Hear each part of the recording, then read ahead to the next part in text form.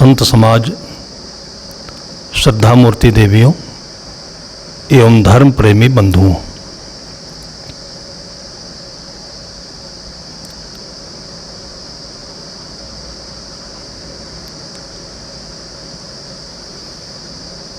ज्ञान जैसे कि हम लोगों की आदत बन गई है, इंद्रियों से करते हैं, लेकिन इंद्रियां जड़ है। एक झरोखे के समान है। इनके माध्यम से ज्ञान होता है, इनसे ज्ञान नहीं होता है। इंद्रियों में गंदगी हो, भावनाएं दूषित हों, मन अच्छा नहीं हो, तो वैसे ही ज्ञान सही नहीं होगा जैसे जो आईना है, दर्पण है, चश्मा है, उसमें धूल चढ़ी हो तो जो कुछ सामने दिखेगा वो स्पष्ट नहीं होगा।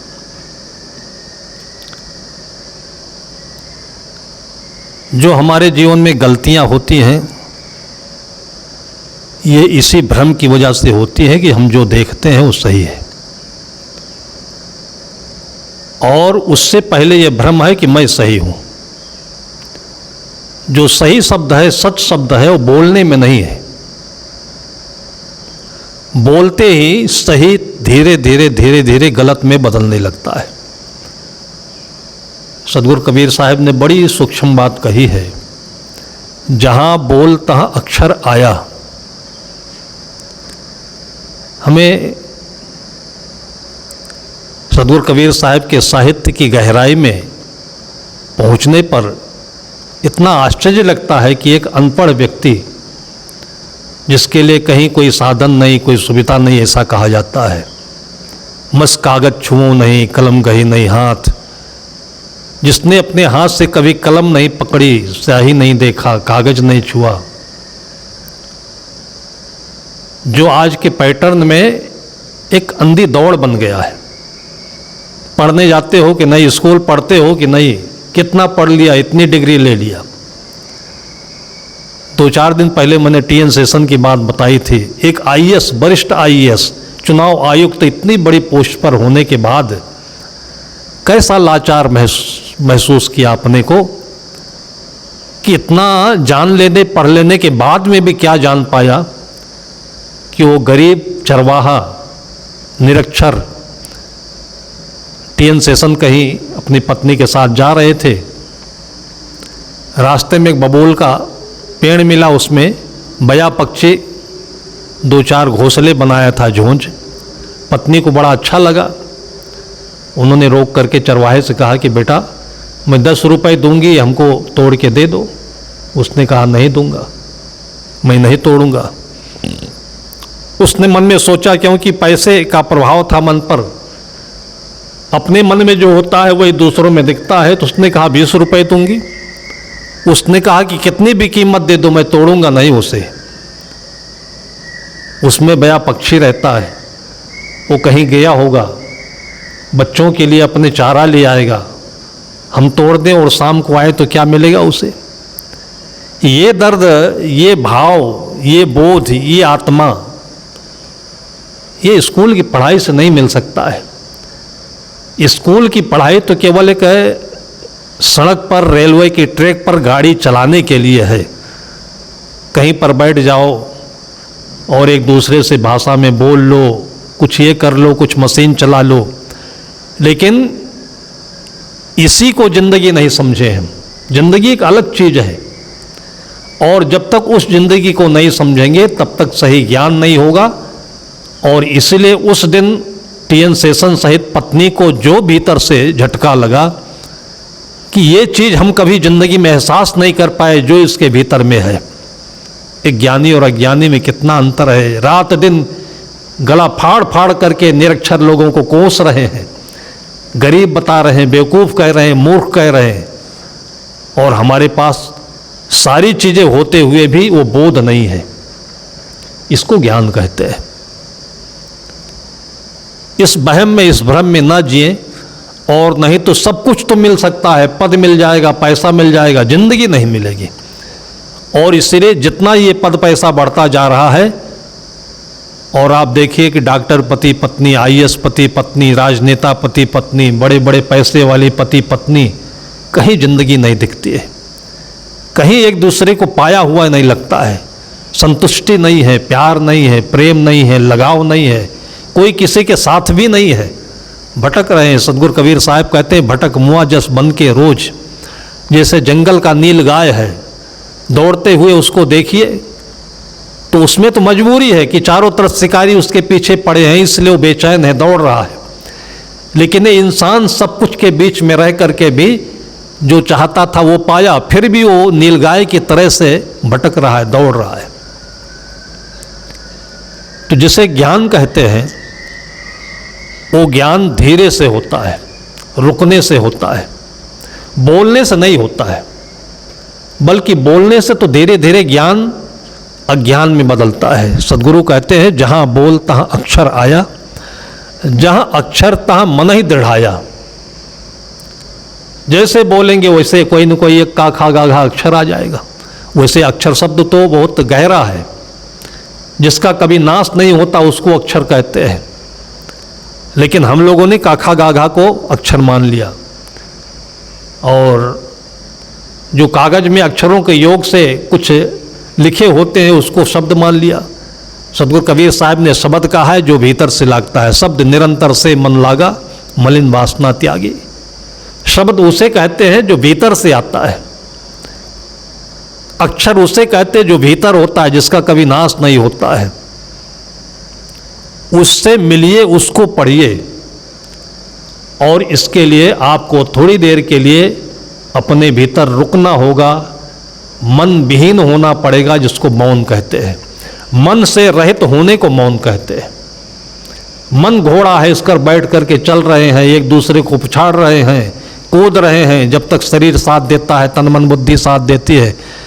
और बाद में नेपाली कहावत है, मचियो मचियो थचियो, बहुत हल्ला मचाया, बहुत कूदा, बहुत सांसेखी बघारा, उसके बाद जब बुढ़ापा आया तो बेटों ने, बहुओं ने, लड़कों ने, लोगों ने समाज से तिरस्कृत कर दिया।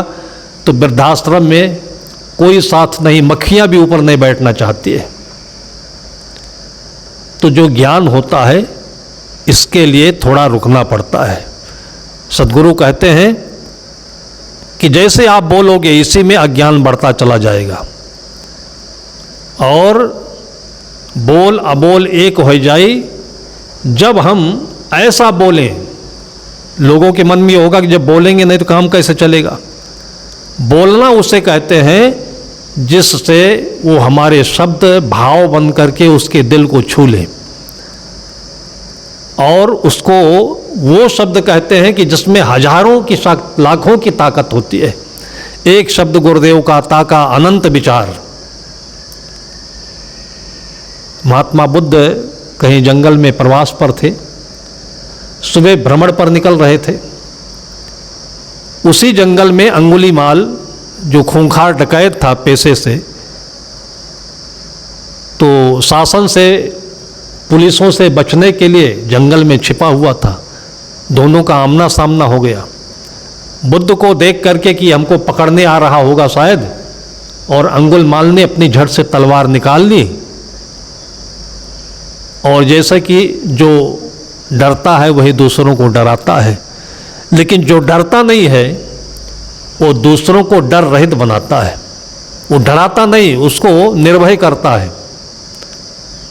और उसी को संत कहते हैं, उसी को आत्मा कहते हैं, उसी को पूर्ण इंसान कहते हैं, महान आत्मा कहते हैं, परम आत्मा कहते हैं। दोनों का आमना सामना हुआ, तलवार निकाल ली। वो सोचा कि ये डर जाएगा। महात्मा बुद्ध एकदम आराम से, सहजता से खड़े रहे, बल्कि सिर झुका दिया।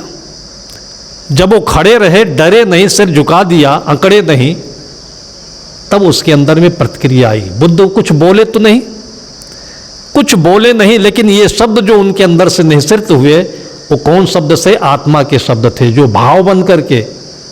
आपने सुना होगा कभी कभी कि बहुत ऐसे संत हैं अब संत तो नहीं करते, लेकिन उसका अनुसरण करके ओझा लोग, बैगा लोग या जालसाज लोग गांव में बीमारियों के लिए कहते हैं कि उनके पास भाई चले जाओ, फूंक मार देंगे, झाड़ देंगे और बीमारी दूर हो जाएगी।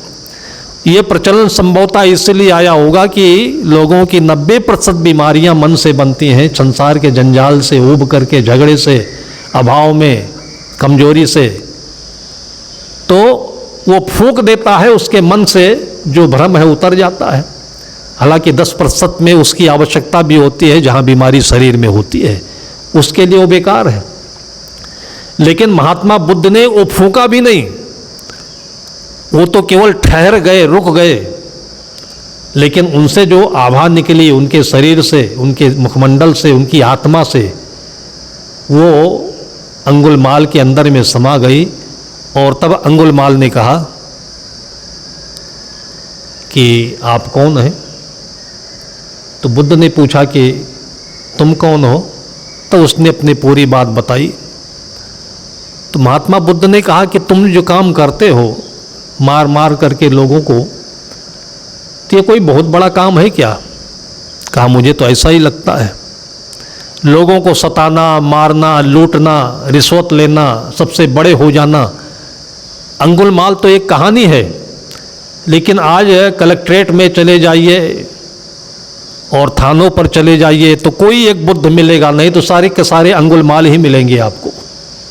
वही काम वो नियम पूर्वक कर रहे हैं, संविधान के साथ कर रहे हैं, और इसी संविधान से दुनिया चल रही है। तो दुनिया काहे को सुधरेगी?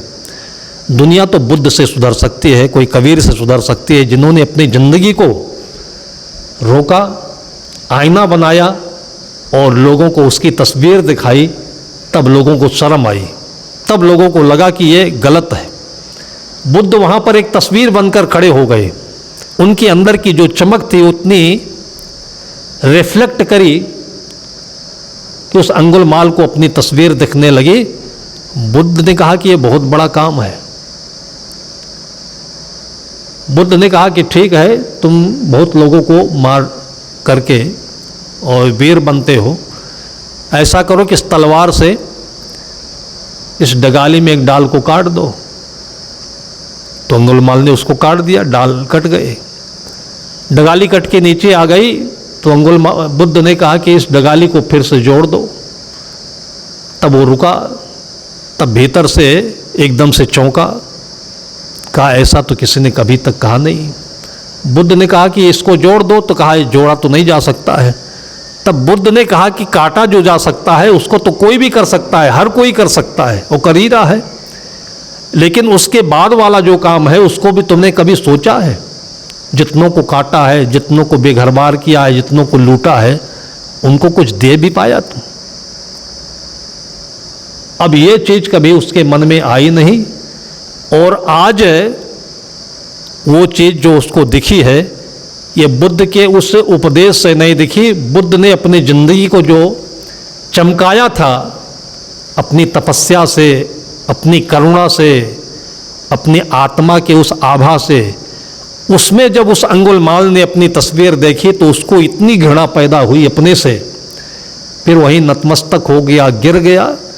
और उसके बाद फिर अपने को समझने के लिए उसने अपने को समर्पित किया और क्षमा मांगी। फिर बुद्ध के साथ वो कहते हैं भिक्षु बन करके अपने जीवन को एक सुंदर जीवन बनाया, जो कृष्ण पक्ष और शुक्ल पक्ष के नाम से जाना जाता है। ये महीने में जो दो पक्ष हैं, ये सबके जीवन के दो पक्ष हैं। ये भूल सबसे होती है, अंगुलमाल बनने की भूल, सिकंदर बनने की भूल। जिनको अंगुलमाल या सिकंदर कहते हैं, उन्हीं में से ये प्रधानमंत्री भी होते होंगे, मंत्री भी होते होंगे, और ये IAS IPS भी होते होंगे, कलेक्टर भी होते होंगे। ये बड़े बड़े जो अपने को कहलाने वाले, ये सब उसी अंगुलमाल और रत्नाकर डाको और सिकंदर और चंगेज, ये सब इन्हीं की जगह पर रहे। लेकिन जब इनका दूसरा पक्ष आता है, तो दूसरा पक्ष कब आता है? जब एक इंसान को देखते हैं, ये जब लगता है कि ये तो इतने अच्छे से जी रहा है और इसके पास कोई औकात नहीं, कोई पैसा नहीं, ये गरीब है, ये लाचार है, गरीब और लाचार तो उसके अहम से दिखाई पड़ता है, नहीं तो ना गरीब है ना लाचार है। उसके पास में तो उसकी बहुत बड़ी ताकत है जिससे वो खुश खुश जी रहा है। वो ताकत की पहचान ना होने के कारण से व्यक्ति अपने को कमज़ोर पाता है। फिर जैसे आत्मा की सुंदरता ना होने पर लोग आजकल ब्यूटी पार्लर में जा रहे हैं और वहाँ अपने को सजाने की कोशिश करते हैं, लेकिन फिर भी नहीं सज पाते हैं। और किसी ने किसी को केवल एक गिलास पानी पिला दिया, शरबत पिला दी, प्रेम से दो शब्द बोल दिए, उसके भीतर में जो सौंदर्य उभरता है वो कभी मिटता नहीं, खोता नहीं है। तो हम अपने जीवन को ऐसे बनाएं कि जिसमें जो हमारे बोल हैं ये ना बोलने के समान हो और बोल भी हो, आवाज़ भी आए। उसको सदुर कबीर साहब कहते हैं कि बोल अबोल एक हो जाए, कहे कबीर सो बिरला हुई। हम लोग तो ऐसे रूढ़ी में चल रहे हैं, केवल बोलना, बच्चों को डांटना फटकारना, पत्नी को डांटना फटकारना, बड़ों को लांछित करना, उनकी बुराई करना, पंडितों की बुराई करना, जो बड़े लोग हैं उनकी बुराई करना, नेताओं की बुराई करना। आज जो लोग जैसा कर रहे हैं ये तो उनके लिए स्वयं एक हीनता का विषय है, लेकिन उससे अलग कुछ हम कर सकते हो तो वो उनके लिए एक सही प्रवचन होता है और उनके जीवन को समझाने के लिए वो ज्ञान होता है। तो ज्ञान केवल इंद्रियों से, मुख से, आँखों से जिसकी परंपरा में हम जी रहे हैं उसे ज्ञान नहीं कहते हैं। हम अपने को सही मानते हैं, शरीर को सही मानते हैं, फिर अपनी बातों को सही मानते हैं और इसलिए सही के नाम पर हम लोगों ने झूठ का इतना बड़ा जंजाल बना दिया है कि उसी झूठ और सच के बीच में लोग डूब रहे हैं। एक घटना हुई राजा के परिवार में, बहुत विश्वसनीय नौकर था राजा का, उम्र में अधिक था, शायद उसने राजा को अपनी गोदी में खिलाया भी होगा, उसके पिता के समय का नौकर था। तो राजा उससे कोई काम नहीं लेते थे, फिर भी महल में उसके रहने से उसको खुशी लगती थी, विश्वास बढ़ता था। तो केवल इतना काम था कि जहाँ राजा का शयन कक्ष था, शाम को जाकर के उस शयन कक्ष को सजा दे, बिस्तर बदल दे और फिर जब समय होता था राजा आकर के आराम करते थे, रानी आती थी। एक दिन कभी भी किसी के मन में हो सकता है तो उस नौकर के मन में भी हुआ। बिस्तर लगाते लगाते जो ऊपर चादर बिछाया जाता है वो रेशमी चादर था, उसके ऊपर बढ़िया खुशबूदार इत्र छिड़क दिया। वो इतना मुलायम चादर था, उसके मन में कहाँ से ये संस्कार आ गए। और मन है तो किसी के मन में किसी क्षण आ सकते हैं, लेकिन दृष्टा होकर इसको देखा जाता है। इसमें जो भूल जाता है वो गलत कर जाता है। उसके मन में संस्कार आया कि इसमें जब राजा लेटते होंगे तो कितना अच्छा लगता होगा। जो अच्छा लगता है वो अपने भीतर की चीज़ है, जो ये बाहर की चीज़ है ये हमारे भीतर के अच्छा होने से अच्छा है। उसको शायद अनुभव नहीं रहा होगा कि राजा को इस पर भी नींद नहीं आती है, राजा रानी इसमें भी संतुष्ट नहीं होते हैं, कुछ भी करके इतना बड़ा महल, इतना बड़ा साम्राज्य पा करके भी खुश नहीं होते हैं। इन सभी बातों को नहीं सोच पाया होगा। उसके मन में लगा कि आज हम भी देखें कि इसमें कितना सुख मिलता है और एक क्षण के लिए लेट जाऊं, देख लूं। एक क्षण के लिए लेटा था और स्वस्थ व्यक्ति बूढ़ा होते हुए भी सारी चीज़ें उसकी ताज़ा तंदुरुस्त है। जैसे लेटा उसको 5 सेकंड के भीतर में नींद आ गई और वो गहरी नींद आई, उसको सपना भी नहीं आया। आस पास के वातावरण से बिल्कुल वो डिस्कनेक्ट हो गया। किसी को लोग कहते हैं स्वर्ग में पहुंच जाना, आनंदित हो जाना, आत्मा में डूब जाना। इसलिए संत महापुरुष लोग ऐसी नींद की उपमा समाधि को समझाने के लिए देते हैं। ध्यान में आत्मानंद के लिए जो अपने अंदर का सुख है उसको समझाने का केवल एक ही उदाहरण, एक ही स्थिति होती है, गहरी नींद। कुछ भी नहीं होता है वहाँ, वैभव नहीं, साम्राज्य नहीं, कोई दूसरा नहीं, फिर भी सुख है। वो लेट के सो गया।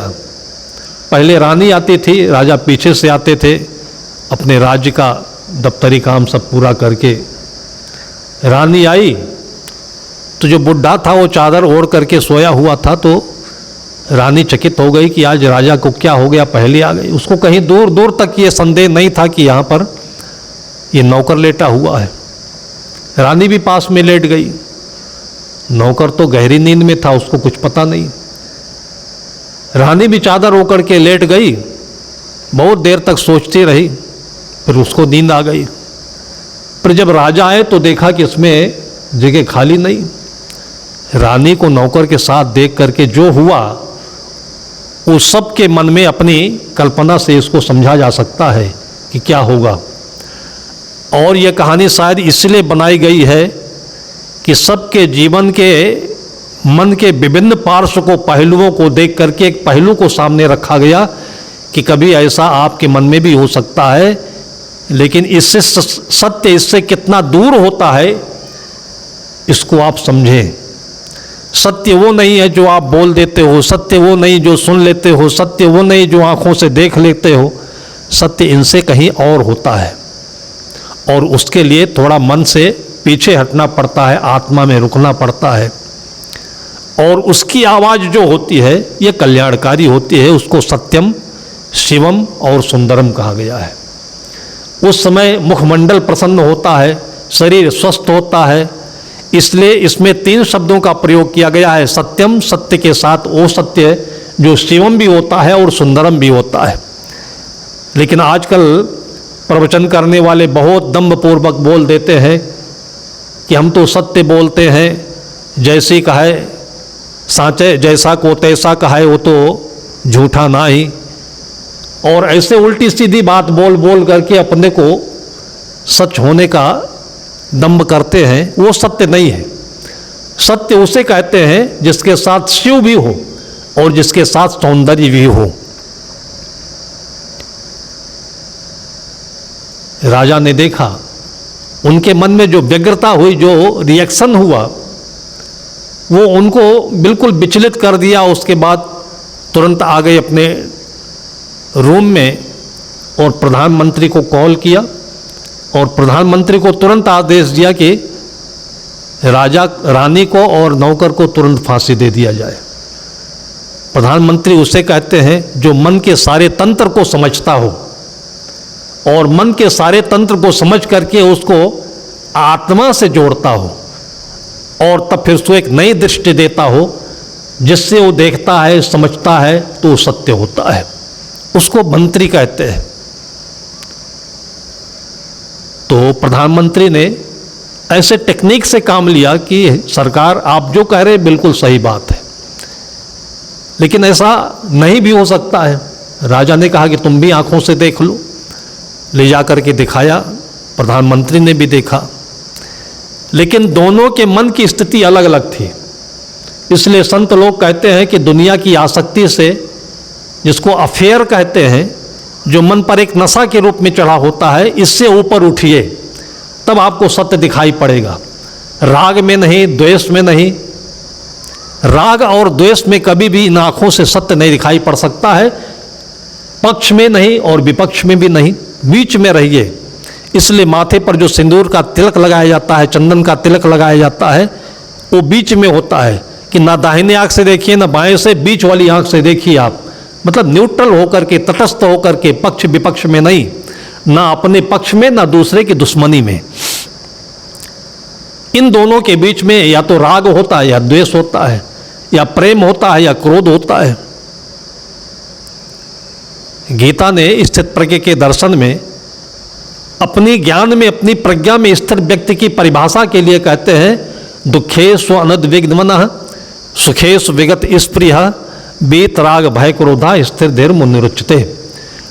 जो प्रतिकूल पड़ने पर उद्विग्न नहीं होता है, जो अनुकूल मिलने पर उसमें आसक्त नहीं होता है, गिर नहीं जाता है, चिपक नहीं जाता है, उसकी जो प्रज्ञा है वो स्थिर मानी जाती है, वो सही देखता है, सही जानता है।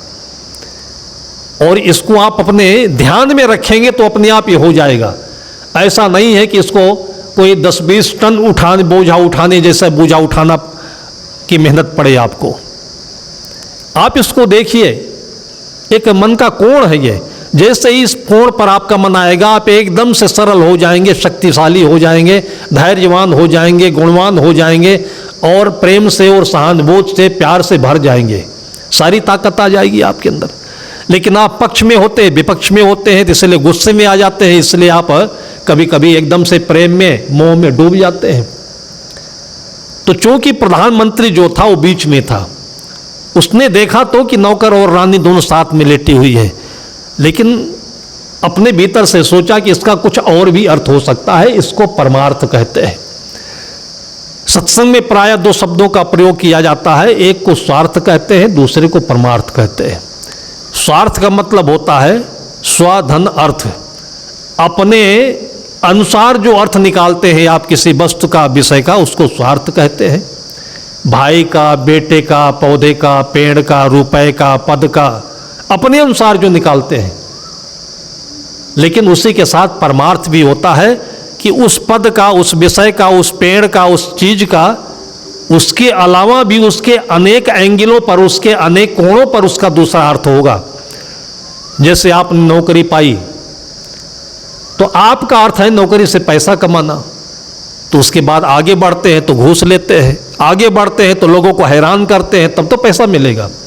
लेकिन दूसरी तरफ से देखें कि कहीं आपका कोई काम पड़े और ऑफिस में जाएं और आपका गला कोई दबाए, आपको नींबू जैसे निचोड़े, आपसे घूस मांगे, तो आपको कैसे लगेगा? तो दूसरा अर्थ ये निकलता है कि आप जो बैठे हुए हैं तो दूसरों को साधन, सुविधा, सरलता और सुखी जीवन देने के लिए बैठे हैं, वो परमार्थ कहलाता है। तो जो बात एक मन में आती है वो स्वार्थ है, लेकिन थोड़ा रुकेंगे तो उसके चारों तरफ आपका ज्ञान जाएगा, तो आप देखेंगे कि ये भी है, ये भी हो सकता है, वो भी हो सकता है, तब पर उसका जो परम अर्थ है वो समझ में आएगा। इसके लिए आपको निष्पक्ष होना पड़ेगा। राजा निष्पक्ष नहीं थे, वो पत्नी की आसक्ति में थे, इसलिए उनके अंदर में इस प्रकार की जो प्रतिक्रिया पैदा हुई। फिर धीरे धीरे प्रधानमंत्री ने कहा कि सो रहे हैं, सुबह होने दीजिए, दोनों को फांसी होगी।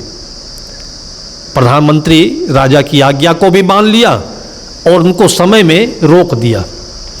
फिर राजा स्नान किए, नींद तो आई नहीं, मन उलझा रहा, लेकिन कहते हैं समय बलवान होता है और सबका समाधान करा देता है। इसलिए किसी जज से, किसी भी व्यक्ति से आपको न्याय नहीं मिलता हो तो भी आप याद रखिए कि समय बलवान होता है। उसी समय को ईश्वर कहते हैं, उसी को प्रकृति कहते हैं, उसी को और भी शब्दों में बोल सकते हैं। वो न्याय करेगा, वो इंसाफ दिलाएगा, वो सही आपके सामने लाएगा, प्रकट होगा वो। 2-3 घंटे का समय बीता, राजा ध्यान में सुबह उठ करके बैठते थे स्नान करने के बाद पूजा में। तब तक रानी उठी, सुबह के 4 बज गए थे और उठ करके गई, स्नान करी। उसका नियम था ये स्नान करने के बाद राजा के पास जाते थे, उनके चरण स्पर्श करते थे, फिर दोनों साथ में बैठकर पूजा करते थे। गई पूजा घर में तो राजा बैठे, एकदम राजा को देख करके वो अबाक रह गई कि राजा तो अभी सो रहे थे, ये कैसे हो गया, यहाँ पूजा में आकर बैठे हैं। तुरंत पूजा में बैठ करके जैसे पूजा समाप्त हुई, पूजा का मतलब मन को शांत करने का स्थान, मन को परिपूर्ण भरने का स्थान, बाहर की चीज़ों से नहीं, जो अपने भीतर की परिपूर्णता है वहाँ पर बैठ करके जब अपने हम परिपूर्णता का एहसास करते हैं, उस स्थान का नाम पूजा स्थल होता है, उसका नाम पूजा होता है। रानी वहाँ बैठी, उसका भी मन धीरे धीरे शांत हुआ, दोनों शांत हुए। जब पूजा से निवृत्त हुए तब रानी ने पूछा कि सरकार हमसे क्या गलती हो गई कि रात भर आप सोए और आप हमसे कुछ बातचीत नहीं किए, नहीं तो कुछ न कुछ तो आप अपने दिन भर के कामकाज को शेयर करते थे। तब राजा चौंक गए। राजा ने कहा कि तेरे साथ तो मैं लेटा नहीं। तब रानी एकदम से चौंक गई और इन दोनों के वार्तालाप के बीच में ही ये समय है, ये वो चपरासी जग गया नौकर, और उसने देखा कि राजा आए होंगे, रानी आई होंगी और सवेरा हो गया, दोनों लौट गए होंगे। अब ये अपराध तो अक्षम्य है और इससे मैं बचने के लिए कहाँ भागूं, और राजा के बढ़ कर के कोई माई बाप हो नहीं सकता है, तो सीधे राजा के यहाँ सरेंडर कर दूं। वो एकदम हड़बड़ा करके आया और चिल्लाता हुआ, रोता हुआ, दुखी, और राजा रानी के बीच में एकदम से सरेंडर होकर के, असाष्टांग होकर के, और जोर से चिल्लाया कि जो कुछ करना हो गलती की सज़ा दे दीजिए। और गलती तो हो ही गई। तब राजा पूछते क्या हुआ जी, रानी पूछती क्या हुआ। तब उसने बताया कि ऐसे ऐसे मेरे मन में ये दोष आया था, शाम को मैं लेट गया और एक नींद में सवेरा हो गया, और आप दोनों के जगह पर मैंने ऐसा जघन्य कार्य किया, आप जो सज़ा देना चाहो दे दो। जब तीनों अपने दिल को खोलते हैं तो उस समय के परिप्रेक्ष्य में जो ज्ञान आता है वो सबके हृदय को शंका रहित कर देता है, निसंदेह कर देता है, और इसको सत्य ज्ञान कहते हैं, जिससे सभी अपनी आत्मा में आ जाते हैं। ज्ञान बड़बड़ाने को नहीं कहते, ज्ञान किताबों में लिखे अक्षर को नहीं कहते हैं। वो ज्ञान तो आप मशीन को चलाने के लिए प्रयोग कर सकते हो और दुनिया में आर्टिफिशियल कामों के लिए कर सकते हो। जिंदगी जीने के लिए तो जिस ज्ञान की आवश्यकता है वो अपने साथ में है, अपने भीतर में है। उसके लिए रुकना होगा, उसके लिए अपने आत्मा में आकर के मौन होना होगा, और उसी को संत महापुरुष लोग कह करके भी और न कह करके बोलते हैं, जिसको सदगुरु कबीर साहब ने कहा कि बोल अबोल एक हो जाई, कहे कबीर सो बिरला होई। आज इतना ही कह करके अपनी वाणी को विराम देता।